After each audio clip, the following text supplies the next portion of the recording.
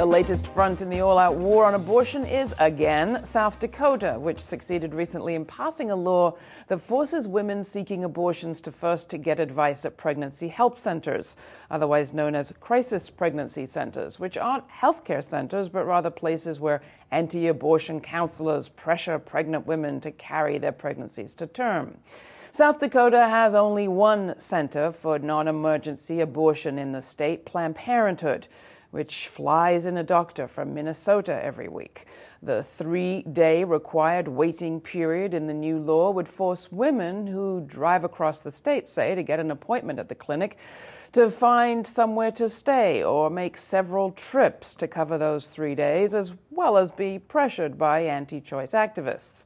There is a clear downside for poor pregnant women seeking abortions. But for some, there's an upside too: increased business. Take Leslie Unruh, the anti-choice activist I wrote about in the book Blue Grit. She'll be seeing more clients now that the law effectively forces women through the doors of her Alpha Center. Unruh knows how to keep up traffic at the center. She lobbied extensively for this bill, as well as for prior versions of the same thing. Actually, she's been such an active lobbyist that a complaint was filed that her lobbying violates her tax-exempt status.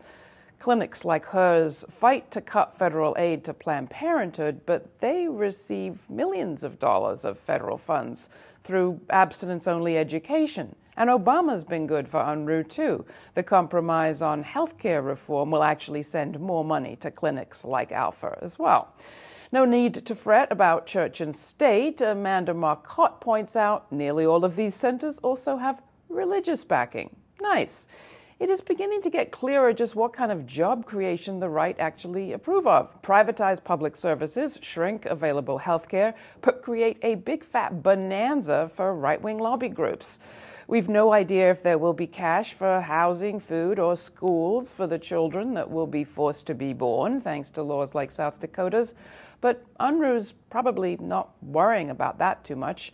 She's too busy fighting for life, the life of her Alpha Center, that is. Enjoy GRITtv? Want more people to see it? Well, we are making our show available free to public television stations. We need your help to express your opinion. If you'd like to see the show where you live on public television, call your local station and ask for GRITtv with Laura Flanders.